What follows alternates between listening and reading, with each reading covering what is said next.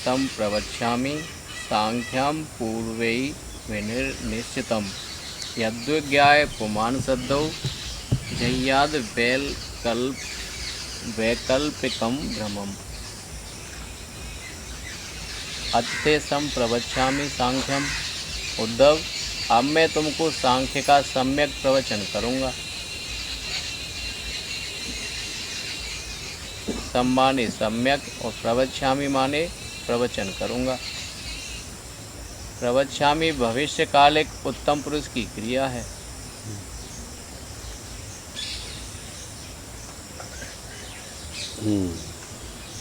सांख्य उसको कहते हैं जिसमें संख्यक ख्याति हो, माने जिससे कोई भी चीज़ साफ साफ जाहिर हो जाए कि क्या चीज़ कैसी है, गिनती हो जाए। क्या गिनती हो जाए कि 4 तरह के तत्व होते हैं। एक तत्व केवल कारण ही होता है, जैसे प्रकृति, और एक तरह के तत्व केवल कार्य ही होते हैं, जैसे पंचभूत। एक तरह के तत्व कार्य कारण दोनों होते हैं, जैसे महतत्व, अहंकार। अब ये महतत्व जो है वो समष्टि बुद्धि के लिए कह दिया ना। ये कार्य कारण का भी एक कारण है महतत्व। प्रकृति और प्रकृति के कार्य 2 हो गया ना। तो प्रकृति हो गई कारण और कार्य उसका पंचमहाभूत कार्य हो गए। वो कहते हैं कि इनसे भिन्न जो महतत्व है इन सब का कारण है ना।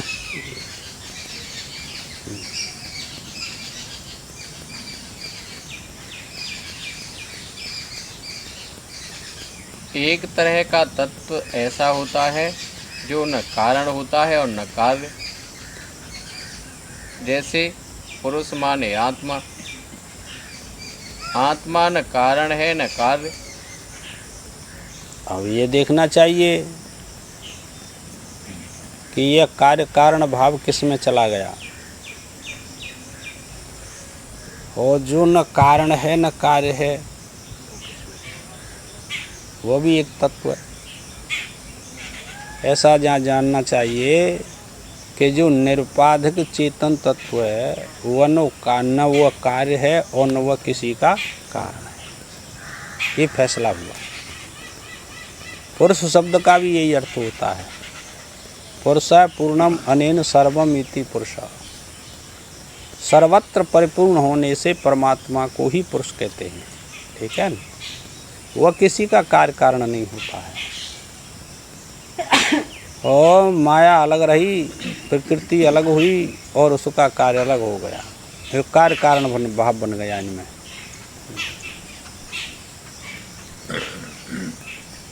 हम सबके शरीर तो पंचभूत में कल्पित हैं। हमारी नाक का आकाश, कान का आकाश, ये महाकाश में कल्पित आकाश हैं। हमारे शरीर की वायु महावायु में कल्पित वायु है। तो गिनती करके बिल्कुल तय कर लेना कि सृष्टि में कैसे तत्व हैं। पर यह तो कापिल सांख्य की बात है। भागवत का सांख्य तो बड़ा विलक्षण है। 3 प्रकार का सांख्य बताया था, ध्यान है आपको। एक शेषवरी सांख्य है, एक निरीश्वरी सांख्य है, और ये गीता तीसरा सांख्य है। ठीक है। ये वेदांत सांख्य है। पर यहाँ तो जो वर्णन कर रहे हैं, जो कपिल हुए हैं ना देवहूति के, उन्होंने ये सांख्य शास्त्र की संरचना की और अपनी माता को इसी का उपदेश किया। लेकिन जो निरीश्वरी सांख्य है ना और शेषवरी सांख्य, इनके दोनों के अलग अलग हैं। शेषवरी सांख्य वो भी कपिल का ही है, वो दूसरे अन्य कपिल हुए हैं।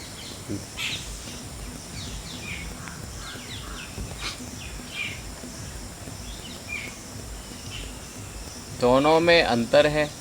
वह क्या है? बोले कि यद विज्ञाय पुमान सद्दौ जह्याद वैकल्पिकम भ्रमम। यदि कोई पुरुष माने जीवात्मा इस बात को जान ले तो जह्याद वैकल्पिकम भ्रमम, विकल्प संबंधी भेद निमित्तिक जो भ्रम है उसको वो छोड़ सकता है। विकल्प संबंधी भेद निमित्तिक जो भेद है, तो संकल्प और विकल्प दो शब्द हैं, इन दोनों का अर्थ जान लेना चाहिए ना। विकल्प संबंधी जो भेद है निमित्तिक, जान करके किसी वस्तु का आप त्याग कर सकते हैं, और जिसका ज्ञान नहीं है उसको न ग्रहण कर सकते हैं और न त्याग कर सकते हैं। है तो शून्य स्वरूप विकल्प, पर समस्या इस बात की है कि वो प्रत्यक्ष करके प्रतीत हो रहा है, सत्य प्रतीत हो रहा है। देखिए, सत्य भी झूठ होता है। एक सत्य कैसा होता है? जो झूठा होता है, और एक सत्य ऐसा होता है कि उसमें किसी प्रकार की संशय नहीं होती। एक वो सत्य होता है। अब ये सत्य झूठा कैसे है?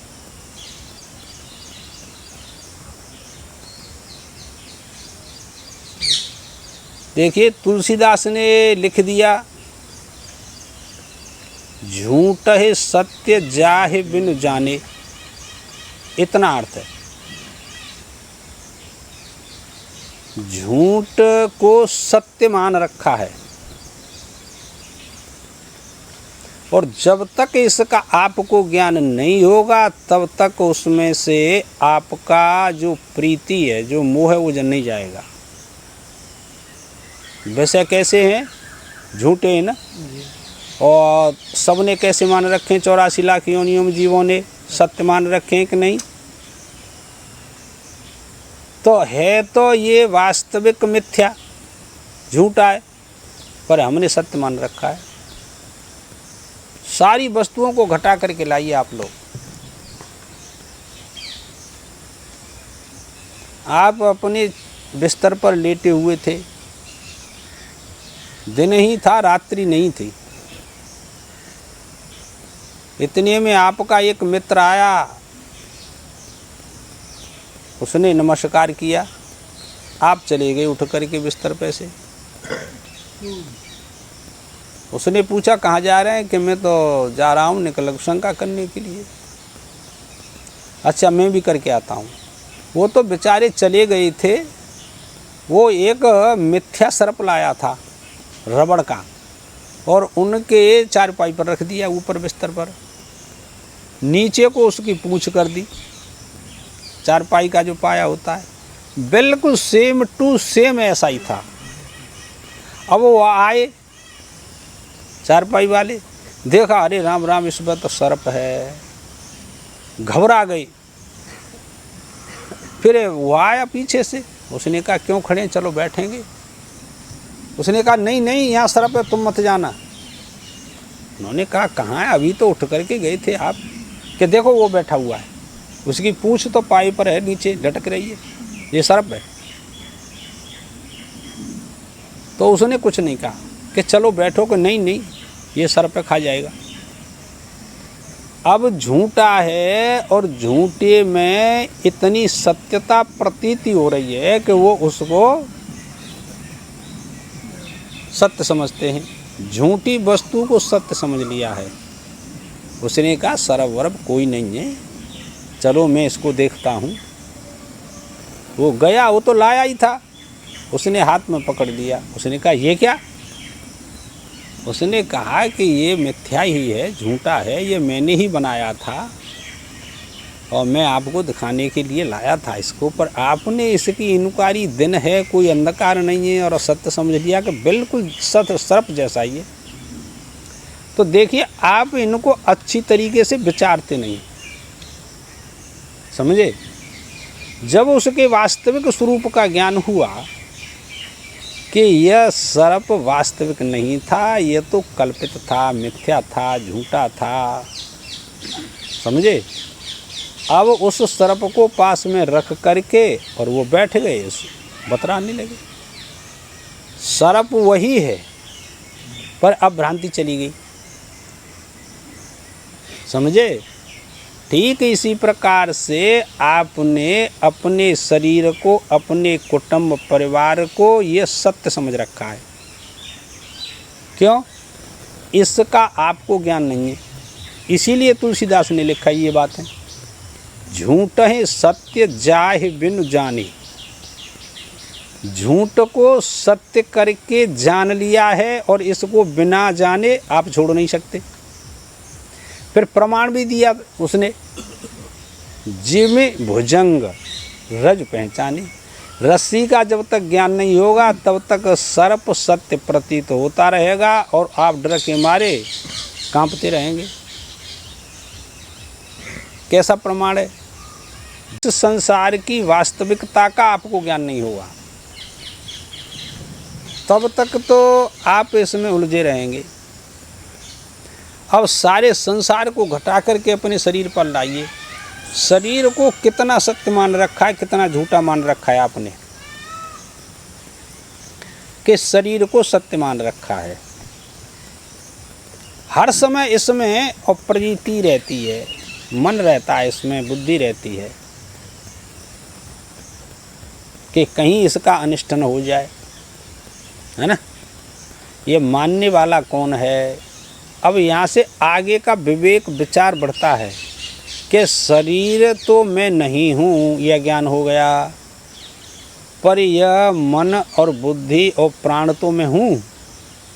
फिर विचार किया शास्त्र की दृष्टि से तो फिर यह ज्ञात हो जाता है कि यह प्राण, ये मन, ये बुद्धि, ये चित्त, ये कर्मेंद्रिय, ये ज्ञानेंद्रिय, यह सब में नहीं है। विचार दृष्टि है। तो इसको जानने वाला कि वो आत्म तत्व है, वो जानता है सबको, क्योंकि वो ज्ञान स्वरूप है। बाकी और कोई बात नहीं, वो सबका साक्षी है। इसीलिए स्मृति दी पाणिनि ने साक्षात दृष्टि संज्ञायाम, ये सूत्र है पाणिनि का। वो साक्षी है, दृष्टा है। जब दुख आया तब भी साक्षी, और सुख आया तब भी साक्षी, नष्ट हो गई वस्तु तब भी साक्षी, और प्राप्त हो गई तब भी साक्षी। उस साक्षीपन का कभी अभाव नहीं होता, पर तुम उसका ज्ञान ही नहीं करते। संसार की चमक जाती नहीं बुद्धि में से, इसीलिए इसका ज्ञान नहीं होता। कहीं न कहीं हमारा मन अटका रहता है, बुद्धि अटकी रहती है किसी पदार्थ में, इसीलिए इसकी स्थिति नहीं होती। श्रवण नित्य प्रति करते हैं, मनन भी करते हैं, निध्यासन भी करते हैं, पर न जाने ये कितना बड़ा पाप भयंकर है कि वह कटने में नहीं आते। पाप जब तक रहते हैं तब तक ये निध्यासन की परिपक्व अवस्था नहीं होती, उसमें मन टिकता ही नहीं अपने स्वरूप में, चंचल रहता है। और जब अटकाव चला जाता है, चाहे बुद्धि में हो, चाहे मन में हो, चाहे चित्त में हो, चाहे हृदय में हो, किसी में भी हो, इतना सूक्ष्म विचार होता ही नहीं। किसी को ज़्यादा विवेक हो गया और किसी को सारे सूत्र याद हो गए। ध्यान करना, खूब वेद शास्त्र याद, खूब श्लोक बोलते रहे सुबह से शाम तक, लेकिन मोह, लोभ, क्रोध जो के त्यों बने रहते हैं। फिर उनसे आपको लाभ हुआ क्या? हानि। शास्त्र कहता है कि ज्ञान का जितना भाग प्रयोग में लाया जाए वो तो सही है, नहीं तो गधे पर लदे हुए बोझ के समान है। पूरा जीवन श्लोकों को रटता रहा, पंक्ति पंक्ति रट डाली, लेकिन काम, क्रोध, लोभ, मोह जो के त्यों बने रहे, उससे आपको क्या लाभ हुआ? कोई लाभ थोड़ा ही हुआ, कोई लाभ नहीं। ये द्वैत प्रपंच जो है ये बहुत सूक्ष्म है, बिना ज्ञान के इसका कोई निरसन नहीं कर सकता भाई।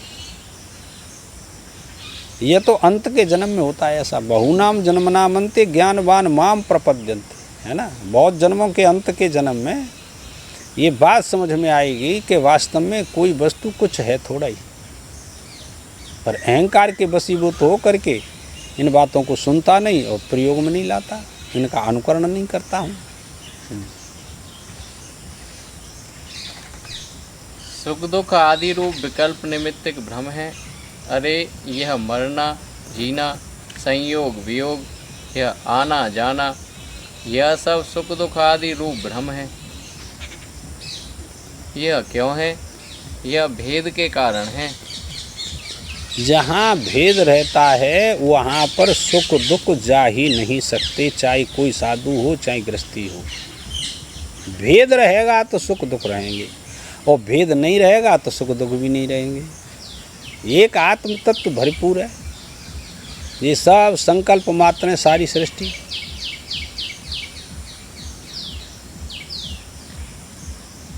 अब हम तुमको ऐसा सांख्य बताते हैं जिसमें भेद ही नहीं रहेगा। माने न रहेगा बांस और न बजेगी बांसुरी। जब भेद बुद्धि ही नहीं रहेगी तो सुख दुख आदि तो होंगे ही कहाँ से। ज्ञान का लक्षण कर दिया, अभेद दर्शनम ज्ञानम। अभेद ही हो गया कल्पित वस्तु का अपने अधिष्ठान के साथ में, तो फिर सुख दुख कहाँ रहेंगे, है ना। क्योंकि अधिष्ठान से ही प्रतिभासित होती है सारे संकल्प जितने हैं, बिना अधिष्ठान के नहीं। और जो कुछ भी कल्पित हैं वो अधिष्ठान स्वरूप वाले हो जाते हैं जब ज्ञान होता है अधिष्ठान का। आवृत कर रखा है उस अधिष्ठान के ज्ञान को, आवृत कर रखा है कि अधिष्ठान को आवृत कर रखा है। अधिष्ठान को आवृत नहीं कर रखा, अधिष्ठान के ज्ञान को आवृत कर रखा है। बुद्धि में जो ज्ञान है ना कि मैं आत्मा हूँ, इसको आवृत कर रखा है। किसने? आपकी मोह वृत्ति ने, लोभ वृत्ति ने, क्रोध वृत्ति ने, इसने इसको आवृत कर रखा है कि मैं आत्मा हूँ। ये भी वृत्ति का ज्ञान है, इससे इनका नाश हो जाता है। वृत्ति ज्ञान को आवृत किया। हाँ, वृत्ति ज्ञान को आवृत किया है, स्वरूप ज्ञान को आवृत नहीं करते। हाँ।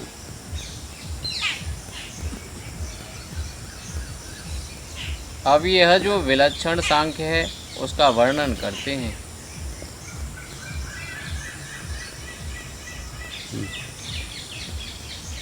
असीज ज्ञान मथो ह्यार्थ एक मेवा विकल्पितम यदा विवेक निपुणा आदौ कृत युगे युगे। बोले कि एक पूर्ण तत्व था, अथमाने जिसमें कुछ शेष नहीं रहता। वह क्या था? बोले कि ज्ञानम और अर्थ एक मेवा विकल्पितम। उस समय ज्ञान और अर्थ एक ही था, उसमें किसी प्रकार का विकल्प नहीं था। यह ज्ञान और अर्थ क्या होता है? जैसे देखो, आँख से ज्ञान होता है और काहे का ज्ञान होता है कि यह माला है, तो यह माला हो गया अर्थ। यानी वस्तु अर्थ हो गई, ठीक है ना।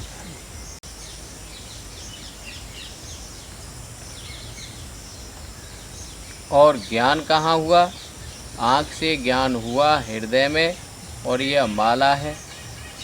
यह शब्द आया मुँह में, तो ये तीनों तीन जगह हो गए।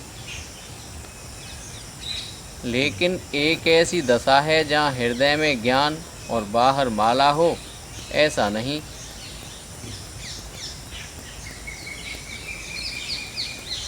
हृदय में तो ज्ञान कह दिया उन्होंने। हृदय में ज्ञान है। हृदय में कौन रहता है? ज्ञान स्वरूप परमात्मा रहता है ना। सबके हृदय अछत अविकारी और सकल जीव जगदीन दुखारी, है ना। तो वो तो हृदय में, ज्ञान का प्रकाश कहाँ है? हृदय में है। हृदय में तो ज्ञान रहता है, पर नेत्र की वृत्ति निकल कर के बाहर न जाए उस ज्ञान को लेकर के, तो माला का ज्ञान कैसे होगा? फिर नहीं ही होगा। उसी को कह रहे हैं कि वृत्ति का ज्ञान है ये संसार जो है, और वृत्ति स्वयं ज्ञान तो कर नहीं सकती। वृत्ति में जब उस ज्ञान का प्रकाश होता है, उस चेतन तत्व का प्रकाश होता है, तब वृत्ति ज्ञान करती है। वृत्ति के दो भाव बताए, ध्यान है आपको। कहीं तो वृत्ति आवरण भंग करती है, चेतन ज्ञान करता और चेतन है, ज्ञान ज्ञान करता करता है। और कहीं चेतन आवरण भंग करता है, वृत्ति ज्ञान करती है। दोनों पक्षों में से हम किसी पक्ष को स्वीकार करके अपना काम कर सकते हैं, ये बात बता।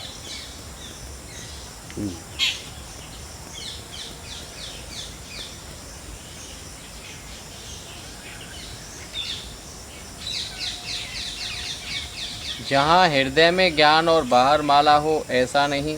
जहाँ ज्ञान और माला दोनों एक जगह होते हैं। वृत्ति के द्वारा ज्ञान और माला वृत्ति के द्वारा एक जगह होंगे तभी तो ज्ञान होगा माला का।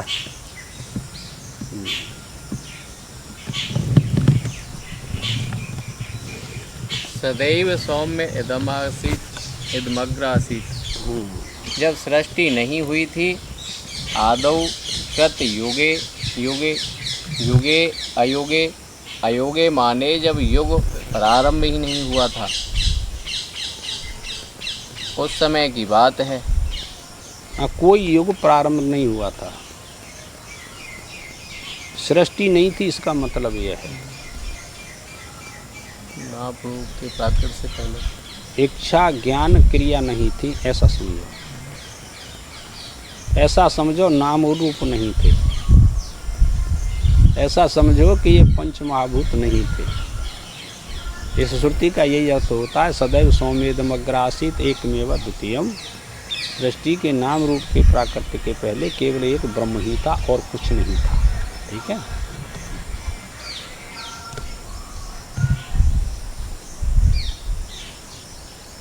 और कृतयुगे माने जब सतयुग में सब कृत्य ही थे।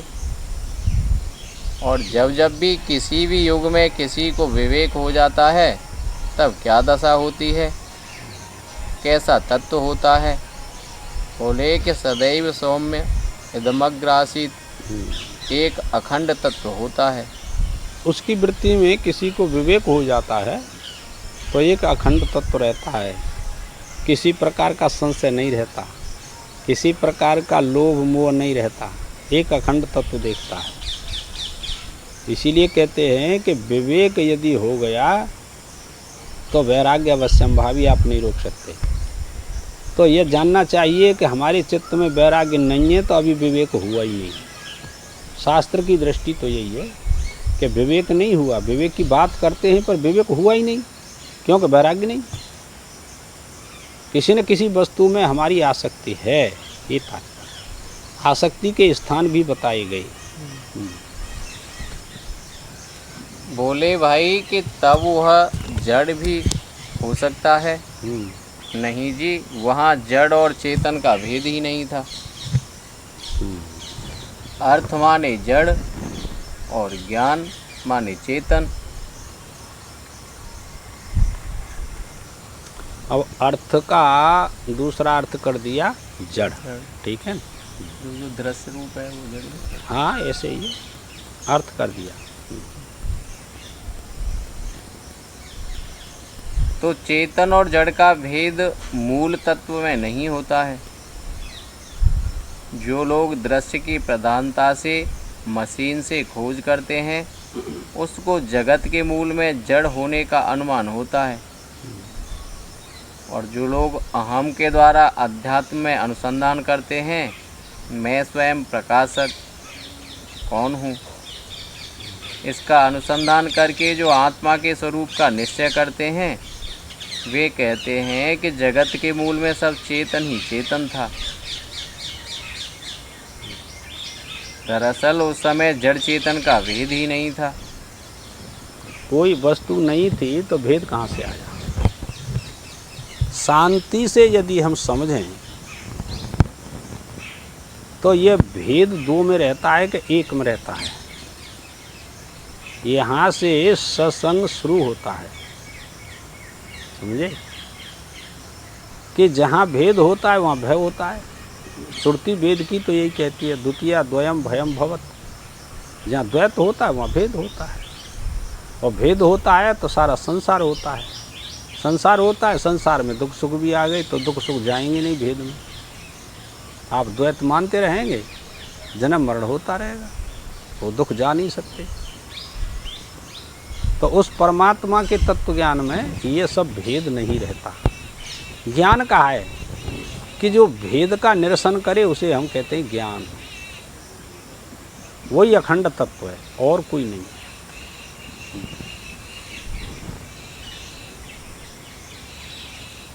एक ही ब्रह्मात्मक तत्व था जिसमें विभाग नहीं था। एक ही परमात्मा, एक ही परमात्मा। तो सृष्टि के प्रारंभ के पूर्व आदि सतयुग में और जब किसी को ज्ञान हो जाता है तब इन तीन दशाओं में अर्थ और ज्ञान का विभाग नहीं होता। जो सत्य है सो चित है और जो चित है सो सत है। जो सत चित है सो एक है। उसमें सत, अब यहाँ पर यह देखना चाहिए कि जो सत वस्तु है ना वो चित्त को छोड़ करके नहीं रह सकती, और जो सत और चित्त वस्तु है ना वो आनंद का त्याग करके नहीं रह सकती। इसीलिए वो कहते हैं कि ये सत चित्त ये विशेषण हैं, ये भिन्न भिन्न से प्रतीत होते हैं, पर ये वास्तविक सत्य है, ये यथार्थ सत्य है, इनमें कोई भेद नहीं। लेकिन अभी बताया था कि मिथ्या वस्तु भी सत्य है,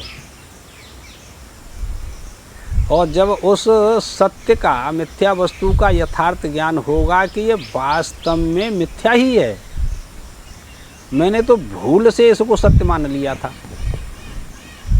परेशानी क्या है कि मिथ्या वस्तु को, झूठी वस्तु को हमने सत्य मान लिया है, इसीलिए परेशानी है। अच्छा, कोई वस्तु है आपके पास में और आपने बड़े प्रयत्न से कमाई और बनाई और रखा। अब हमारा मन, हमारी बुद्धि क्या चाहती है कि सदैव ये ऐसी ही बनी रहे, इसका कभी हमारे पास से नाश न हो, ऐसा भाव रहता है सबका। तो अब ये बात बताइए कि वो वस्तु सदैव एक सी कैसे बने रहेगी? नहीं बनी रह सकती।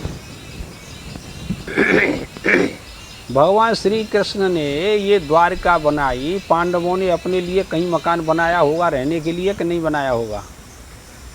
आज कहीं देखने को मिल रहे हैं? कहीं नहीं। क्यों? कि वो सत नहीं थे, वो टाइम बार्ड थे कि जितने दिन रहना उतने दिन रहेंगे, बाकी कुछ भी होता रहे। ऐसे ही तुमको विचार करना चाहिए कि कोई वस्तु तुम कितना भी यत्न करो पर एक स्वरूप वाला उसको नहीं रख सकते, एक जैसी नहीं रख सकते कोई वस्तु हो, क्योंकि मिथ्या वस्तु में सत्यता है ही नहीं, पर हमने भ्रांति से, अज्ञान से उसको सत्य मान रखा है, बाकी और कोई बात नहीं। और जब ज्ञान होगा तब ये पता लगेगा कि यार परेशानी है कि पूरे जीवन खड़ी हो गई। स्वप्न में आपको कोई मारने लगे और दूसरा बचाने वाला आ जाए, वही क्यों मारता है?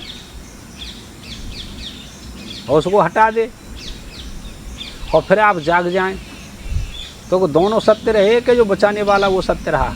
आपका मित्र कौन सा रहा, शत्रु कौन रहा? है?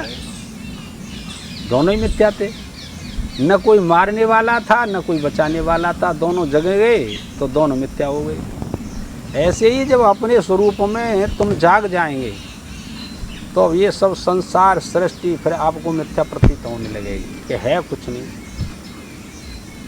और देखिए आप कितना मेहनत करते हैं, कितना भी झूठ कपट बेईमानी करनी पड़े, पर संग्रह में सारे जीव लगे हुए हैं।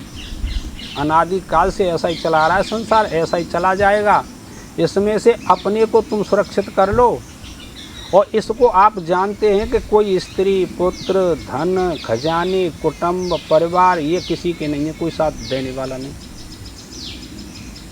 पर समस्या इस बात की है कि न जाने जीवन में करोड़ों बार सुन लिया इस बात को, पर समझ में क्यों नहीं आती।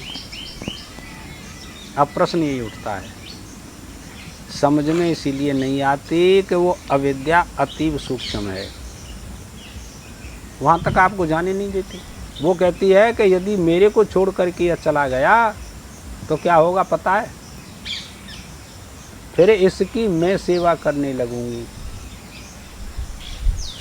और अब ये मेरे बस में है, इसमें लगा हुआ है, स्त्री पुत्र धन सब संपत्ति में अहंकार पूर्वक, तो अब ये मेरी सेवा कर रहा है।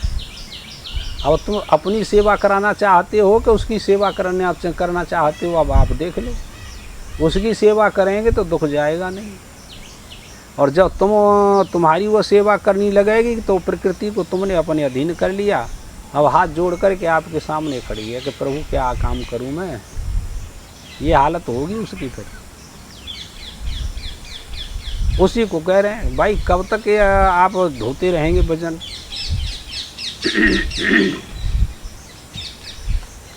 और जो एक सतचित है वही ब्रह्म है, और जो ब्रह्म है वही आत्मा है। तो ज्ञान दशा में भेद नहीं होता। ज्ञान में भेद नहीं होता, वस्तु में भेद होता है, ऐसा समझो, समझे?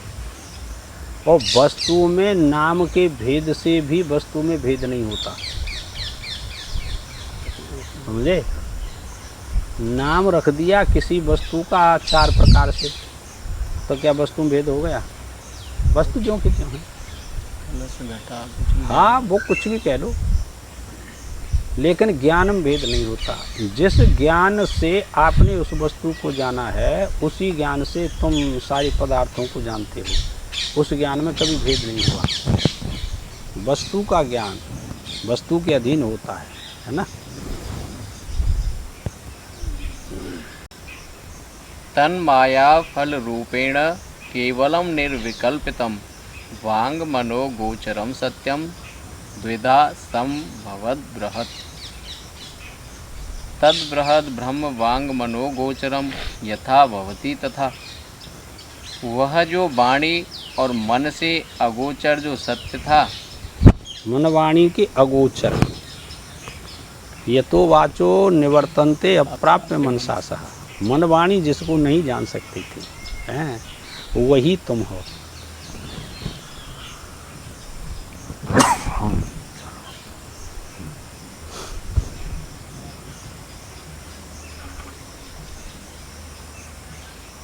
जब वह वाणी और मन का विषय बना तो कैसे बना?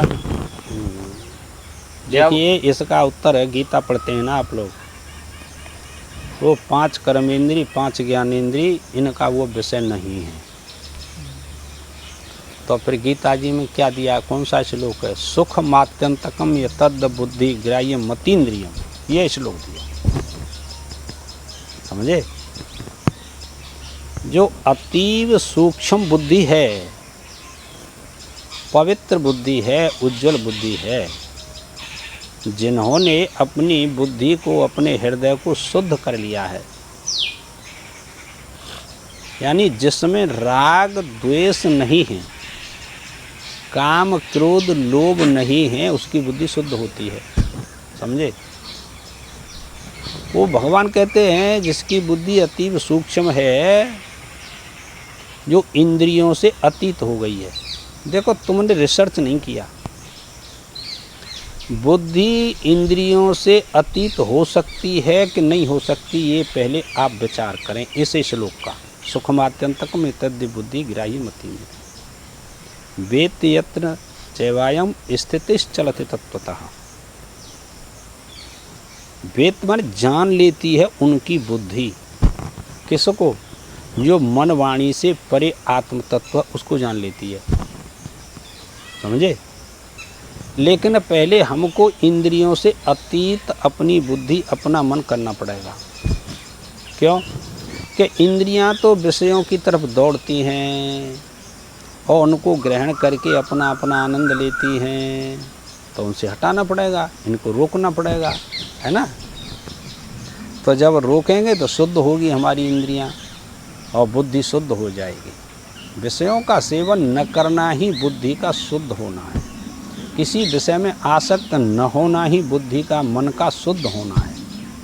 इसीलिए शास्त्र कहता है मनसैवानु द्रष्टव्यम, मन के द्वारा आत्मा का साक्षात्कार किया जाता है ना? और तुलसीदास ने निर्मल मन जन सो मोहे पावा, यानी शुद्ध मन करते ही नहीं आप लोग। जो नहीं करता है उसको आत्मा का साक्षात्कार नहीं होता, अपरोक्ष नहीं होता। शुद्ध कर देता उसको हो जाता है, वो चित्त उसका शांत हो जाता है। जब तक कहीं हमारा तादात्म्य है, स्थूल शरीर के तादात्म्य है, तो स्थूल शरीर में होने वाले दुख आपको बहुत परेशान करेंगे, रुलाएंगे। और सूक्ष्म शरीरों के साथ तादात्म्य है तब भी परेशानी होगी। कोई कटवचन कहेगा तो सूक्ष्म शरीर को दुख होगा कि नहीं, उनका अलग है ना। और आपको कहें कि आप अज्ञानी हैं और भले ही विवेकी हैं, तो वो कारण शरीर के अंतर्गत आ जाता है, वो दुख मानता है। समस्या है, कहीं न कहीं हमारा तादात्म्य है, इसीलिए हमको अभी सुख दुख होते हैं। सूक्ष्म विचार करना इन बातों का। और तादात्म्य ही हट गया तो हमारे ऊपर कितने भी आक्रमण आए संसार के, तो क्या सुख दुख होगा। कोई बम का गोला रख दे ला करके हमारे सिर पर, और हमको हो गया आत्मा का ज्ञान, तो क्या उस गोले के भय से हमको दुख होगा। ये अनुभूति की बात करना आपको।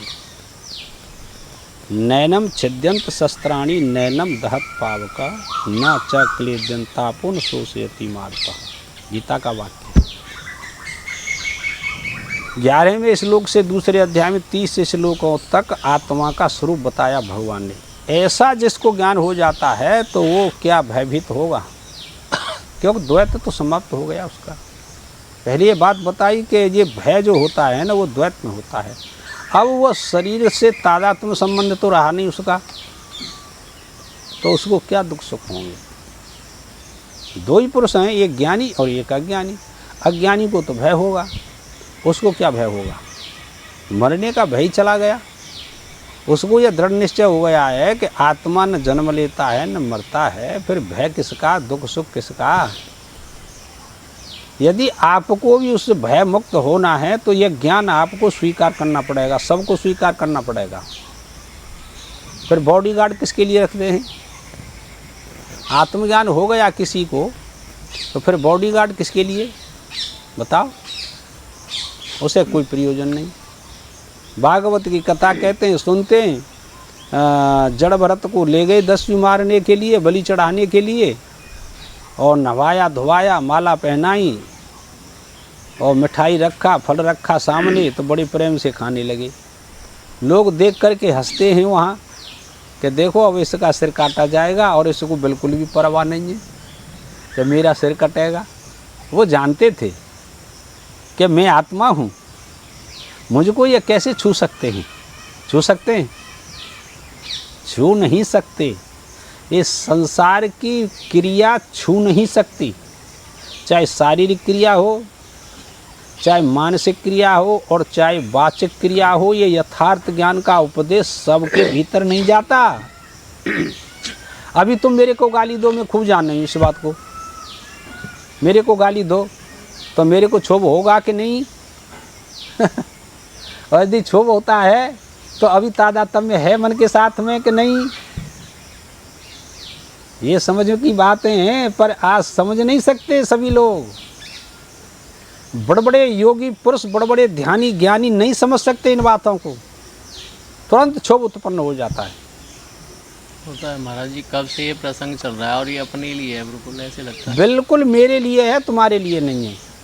ये शास्त्र मेरे से कह रहा है, तुमसे नहीं कह रहा। आप तो गृहस्थी लोग हैं, पर यहाँ तो कपड़ा रंग नहीं, यूँ कह रहे तू कपड़ा रंग के का करेगो, तेने का भलो कर लो बनो। अभी तक तादात्म्य संबंध नहीं छूटा, कपड़ा रंगने से क्या हो गया बताइए। मैं ना कह रही, शास्त्र कह रहा हूँ कि तेने कपड़ा रंगे तो तादात्म्य संबंध कब तक मानेगा, ये तो बता। मैं भी तो विचार करता हूँ, इसी बात पर रहता है 24 घंटा ये शरीर। वो विचार करते हैं स्वामी जी, रोज परेशान है। हाँ परेशान जी, अब माँ तक चली गई ये बात तुम्हारी। हाँ तो तुम विचार कर रहे हैं तो तुम मोसी है गए, चाहे कपड़ा ना रहेंगे, पर है तो मोसी गए। समाज जी जितना कपड़ा रंगने से यह विचार उत्पन्न नहीं होता। ये तो एक भोजन मांगने का, एक खाने का एक ढंग होता है, समझे। कपड़ा रंगना क्या होता है कि जीवनचर्या के लिए, इसकी सुरक्षा के लिए मांगने से पाप नहीं होता। और आप मांगेंगे पाप लेंगे तो आपको पाप लगेगा, हम क्या करें। कुछ विधि कुछ धर्म ऐसे ही होते हैं। हाँ हाँ, ये तो कर्म सोच, जो आप भी कर्म करते हैं वो पवित्र कर्म करने चाहिए, शास्त्र के विहित होने चाहिए, तो कर्म भी पवित्र हो गया। फिर कहा कि तो कुल शौचम, उसका जो कुल है ना वो भी पवित्र चाहिए। वर्तमान जन्म नहीं रखा उन्होंने, तुम्हारा कुल कैसे चला आ रहा है। आपने एक बात पढ़ी थी, जब पिता ने कहा हे पुत्र, हमारे कुल में कोई स्वाध्याय किए बिना उत्पन्न नहीं होता, नहीं रहता। पढ़ा था नहीं है ना, श्वेत नीति के प्रसंग में। इसीलिए भाई तू ब्रह्म विद्या पढ़। तो वो कहते हैं कुल की पवित्रता भी इसमें सहायक होती है। बाबा पर बाबा तुम्हारे कैसे पवित्र है कि बेईमान है कि व्यभिचारी है। यदि ऐसे हैं तो आपको आत्मज्ञान नहीं होगा, किसी को नहीं होगा। ऐसे नहीं समझना। कितना हो गया, मन है शौचम, कर्म शौचम, कुल शौचम। फिर कहा वाक शौचम, वाणी की पवित्रता चाहिए। 10 रुपया को अबाल प्रसंग चल जाए और झट झूठ बोल देंगे। सारे है गए। 5वां है शरीर शौचम, शरीर भी पवित्र होना चाहिए। साधन करते समय शरीर पवित्र नहीं होगा, आप झाड़ बहार करके, भाष्यकार ने लिखा है जिस स्थान में रहते हैं झाड़ बहार करके उसको शुद्ध साफ रखना चाहिए, कपड़े साफ पहनना चाहिए, है ना। साधन काल की बात लिखी। 5 प्रकार का शौच होता है और इनका अनुकरण कोई करता है ना, व्रत गौतम में लिखा है, उसको आत्मज्ञान हो ही जाता है। फिर भी साधना करनी पड़ेगी। सबके लिए तो फिर एक विशेष स्थान, विशेष व्यवस्था। अब वो तो सारी व्यवस्था आपको करनी पड़ेगी। आप चाहते हैं तो करिए, नहीं चाहते हैं तो मत करो। ऐसे लगे लिपटे रहो और अपने जीवन में पूरा कर जाओ। थोड़े दिन ही उम्र रही है, जो कहता है अब क्या करेंगे, ना तो जाओ, फिर जन्म होगा, फिर वही कलेश ठाड़े होंगे। कलेश बिना जन्म नहीं होगा। अविद्या, अस्मिता, राग, द्वेष, अभिनिवेश, पंच क्लेश सजीवा के तो साथ रहेंगे।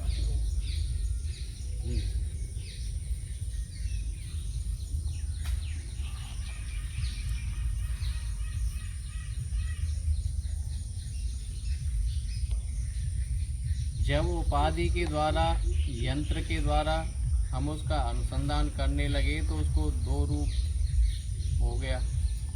तन्माया फल रूपेण एक किसका माया। अनुसंधान किया? अनुसंधान किसका किया? वो जो निर्गुण निराकार ब्रह्म है, हम जब उसका अनुसंधान करने लगते हैं तो कैसे अनुसंधान किया? ऋषियों ने अनुसंधान कैसे किया लाला? के सुरतियों का अनुसंधान किया तो उसके 2 रूप प्राप्त हुए। सुरति कहती है देवा ब्रह्मणो रूपे परमचा परम।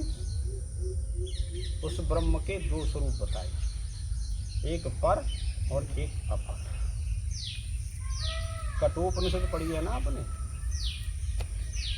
जब प्रश्न किया कि ओंकार की उपासना करने वाला पुरुष कौन से लोक को जीत लेता है, पिप्पलाद से सत्यकाम ने प्रश्न किया है। तो फिर वहां उन्होंने उत्तर दिया पिप्पलाद ने कि जो ओंकार की उपासना करता है, नाम जप करता है ना, तो वो कहते हैं कि पर अपर 2 प्रकार का ब्रह्म है। वहां ये बात बताई, समझे। पर निर्गुण रूप होता है और अपर सगुण रूप होता है। अब वो कोई नाम हो, ओम हो, राम हो, कृष्ण हो, विष्णु हो, शिव हो, कोई मंत्र हो, ये लोग समझते नहीं, ये पढ़े लिखे। नाम सगुण होता है कि निर्गुण होता है? ये जानते ही नहीं लोग। जो मंदिरों की अवहेलना करते हैं कि इन मंदिरों में कुछ नहीं रखा है, इसका मतलब है कि वो अज्ञानी पुरुष हैं, वो जानते नहीं हैं। क्यों? कि नाम जो परमात्मा का है वो नेत्र के दृष्टिगोचर होता है कि नहीं होता, और मंदिर दृष्टिगोचर होता है कि नहीं। तो शास्त्र वेद कहते हैं कि जो नाम है वो सगुण साकार ही है। नाम चिन्ह है, लिंग है किसका? उस निर्गुण निराकार ब्रह्म को जानने का। ये चिन्ह है नाम का है। नाम जप जो क्या है, ये एक चिन्ह है, उसको वहाँ तक ले जाएगा नाम जप वाले को। ये तात्पर्य। तो दो प्रकार का ब्रह्म बताया, एक पर और एक अपर। नाम में जो शक्ति है ना, वो दिखाई नहीं देती किसी को। ज्ञान नेत्रों वालों को तो दिखाई देती है, लेकिन कनिष्ठ और मध्यम जिज्ञासु को दिखाई नहीं देती। वो प्रकट होती है, उसमें से निकलती है। जैसे अविवेकी पुरुषों को अग्नि दिखाई देती है काष्ठ में, किसी को नहीं दिखाई देती, लेकिन जब उसकी रगड़ की जाती है तो वो स्वयं प्रज्वलित हो जाती है, तब दिखाई देती है। ऐसे ही नाम जप करते समय उसमें से अग्नि प्रकट होगी और आपके पापों को भस्मीभूत कर देगी। तब उस निर्गुण निराकार ब्रह्म का जो स्वरूप है, जो ज्ञान है, वो आपको अनुभव होने लगेगा। यही उसकी प्रगटता है कि अपने को आत्मा मानने लगेगा वो, यह उसकी प्रगटता है। तो ये सामान्य चीज तो है नहीं भाई। तो उसी को कहते हैं। मंत्र शास्त्र नहीं पढ़ा आपने, इसीलिए समझ में नहीं आती ये बातें। सुना नहीं मंत्र शास्त्र में क्या लिखा है, आप जानते नहीं इन बातों को। कोई भगवान की कृपा हो तब इन बातों को जानते हैं। तो अपने पुरुषार्थ से आप लोग इनको सुन जाते हैं, यही पर्याप्त है। किसी न किसी जन्म में ये प्रकट होगा, व्यर्थ तो नहीं जाता। एक तो माया जो बाहर या जादू का खेल दिखाई पड़ता है। हाँ, एक तो माया है। स्त्री पुत्र, गीता में पढ़े हो ना शंकर भाष्य में, स्त्री पुत्र कुटुंब ये सब शत्रु के समान हैं, ये शत्रु हैं। अब आपको कितनी बुरी बात लगेगी, जिनकी पुत्र में, स्त्री में, नाती बेटन में, धन में आसक्ति है, और उनते यूँ कहेंगे कि ये शत्रु हैं, तो कितनी बुरी लगेगी। क्योंकि गीता का दीन भी ना महात्मा क्या बजा में। जब तक शत्रु मानेंगे नहीं तब तक आप वहां से हट नहीं सकते। उस गली में जाना बंद कर देंगे आप लोग, शत्रु मान लेंगे तो आपका कोई भयंकर शत्रु है, समझे, और यहाँ रहता है, इस गली में रहता है, तो आप जा सकते हैं क्या उस गली में? नहीं जा सकते। और शत्रु नहीं है तो आप कहीं भी जा सकते हैं। तो जब तक हमें इनमें अपनी जो मोह की दृष्टि है, ये हमारी शत्रु है, इसने आसक्ति कर रखी है, जब तक इसको शत्रु भाव से नहीं देखेंगे तब तक हम इसको स्वीकार नहीं कर सकते, इसको छोड़ नहीं सकते। ये समस्या तो यही है ना।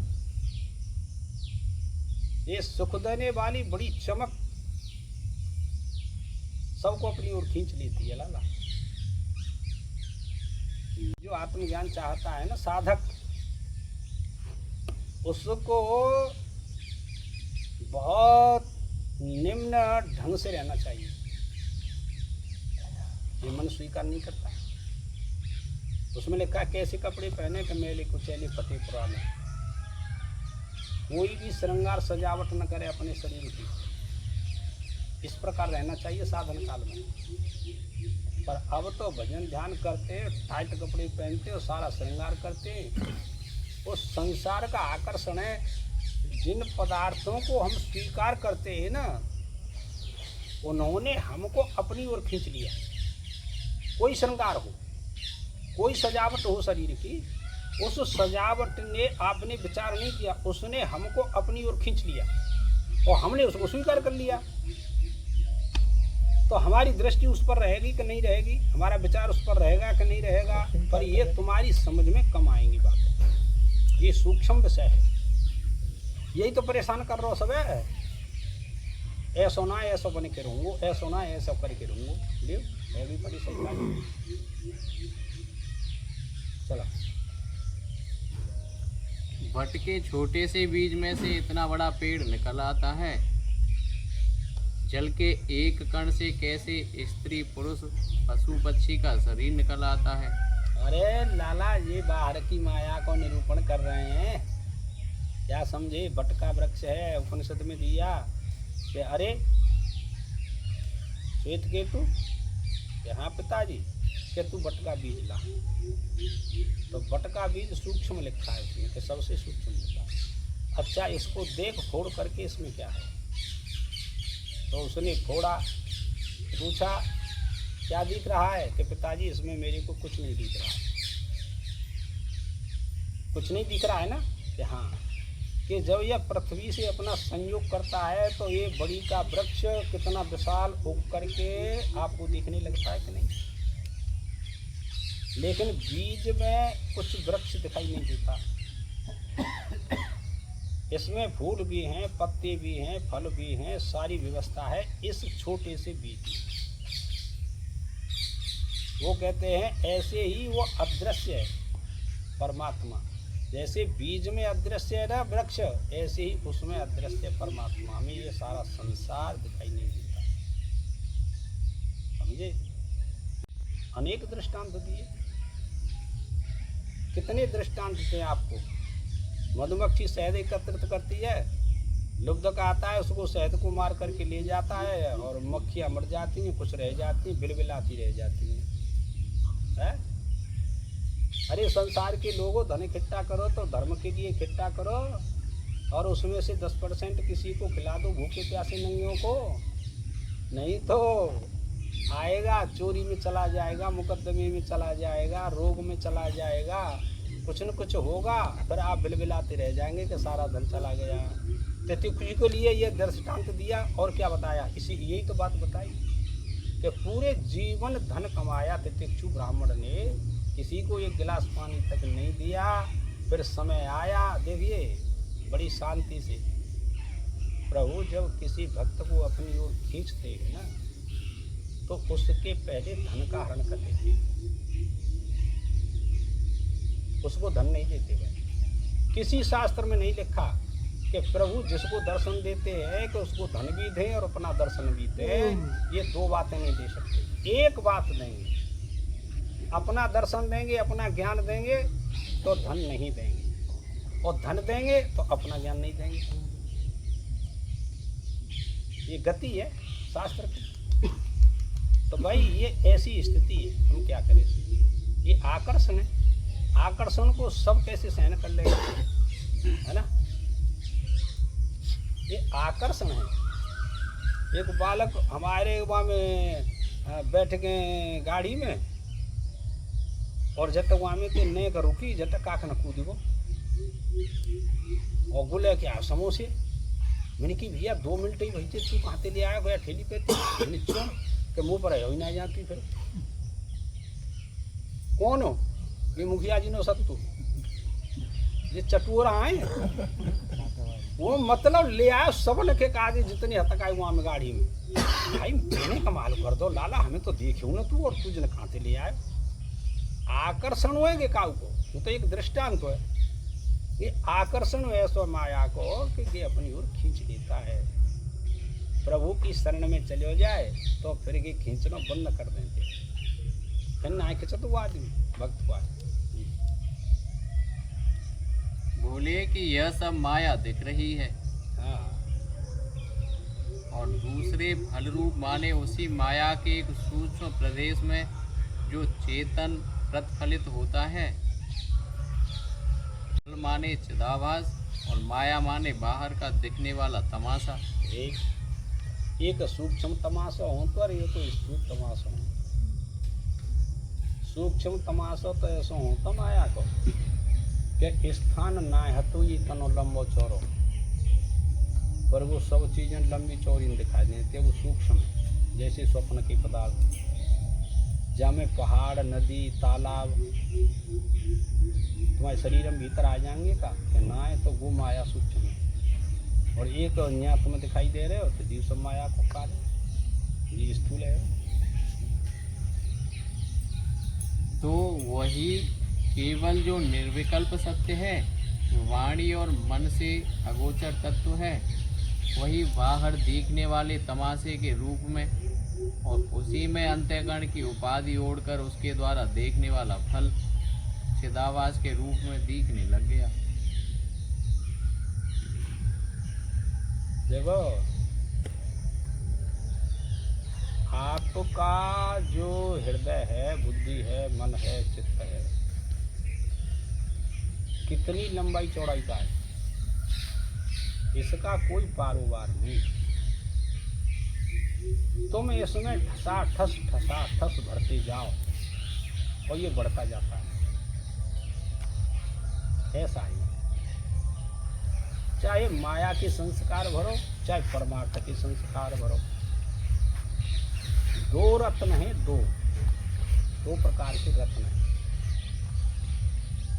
एक तो संसार रूपी रत्न है जिसमें अज्ञान के कारण जीवात्मा इनको एकत्रित करता रहता है, भरता रहता है, समझे। और एक पारमार्थिक रत्न है जो वेद शास्त्रों का ज्ञान है, भक्ति का ज्ञान है, योग का ज्ञान है, वेदांत का ज्ञान है, वेदों का ज्ञान है। ये रत्न है, ये पारमार्थिक है। और ये संसार के रत्न व्यवहारिक हैं। पर ये मन इतना लंबा चौड़ा है कि ये भरता ही नहीं। कितने भी लोगों का ज्ञान भर लो, ये कभी भरता नहीं। इसमें दृष्टांत बताते हैं कि कितना बड़ा है।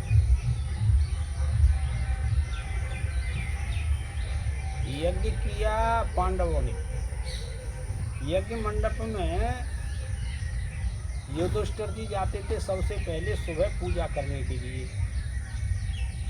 उससे पहले कोई नहीं जाता।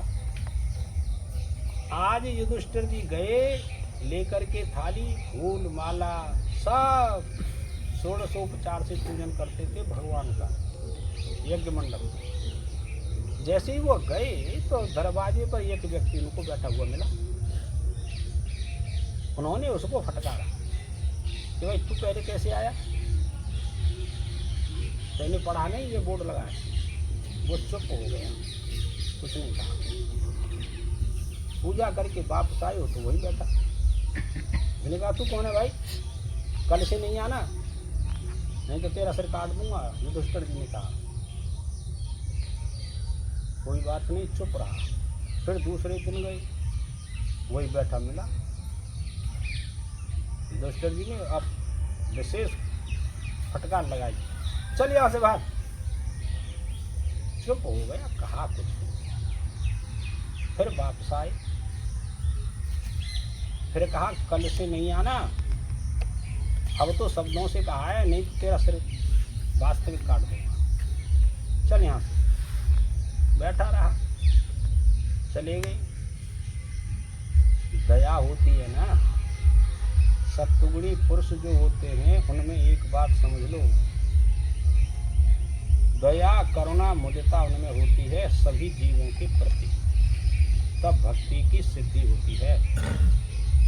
और दया नहीं होती तो भक्ति की सिद्धि नहीं होती और ज्ञान नहीं होता उसको, समझे।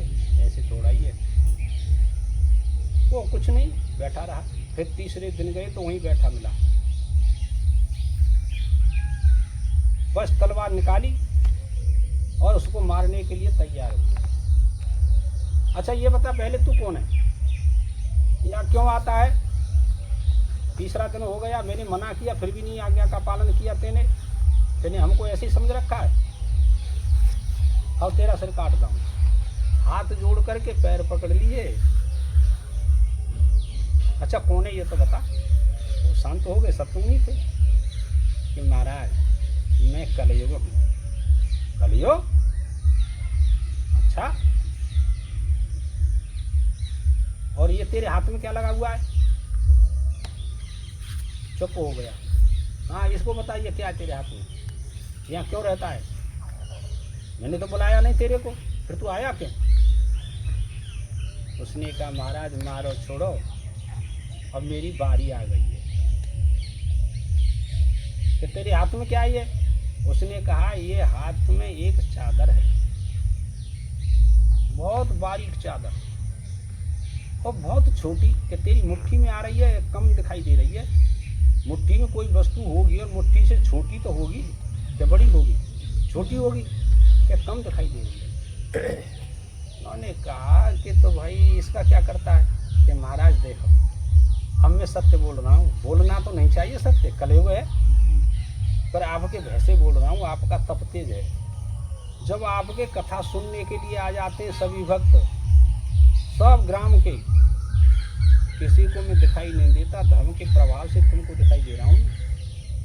ये जो चादर है सबके ऊपर उड़ा देता हूँ, किसी को पता भी नहीं लगता मेरे में शक्ति है, और इसको सभी उड़ करके बैठे रहते हैं और कथा सुनते रहते हैं।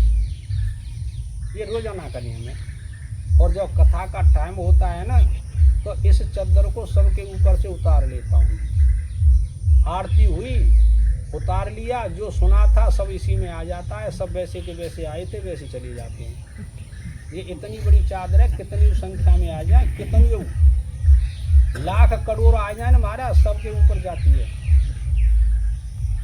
ऐसे ही है, आपका हृदय है, आपकी बुद्धि है, मन है, दो रत्न है। चाहे संसार रूपी रत्न भर लो, जो नरक में जाना है, स्वर्ग में जाना है, और चाहे परमार्थ रूपी रत्न भर लो, शास्त्रों को सुन लो, अविद्या का नाश कर दो विद्या के द्वारा, आपका काम बन जाएगा। ये आपके ऊपर की बात है, तुम मेरे को नहीं मना सकते और मैं तुमको नहीं मना सकता। विधान अनादिकाल से चला रहा है सत्संगों का, वही सत्संग यहाँ चल रहा है। किसी की इच्छा है तो आ न, अपन इधर काम करो, जरूर क्या पड़ो। बोलो सदगुरुदेव भगवान की काम है वो। ज़्यादा है।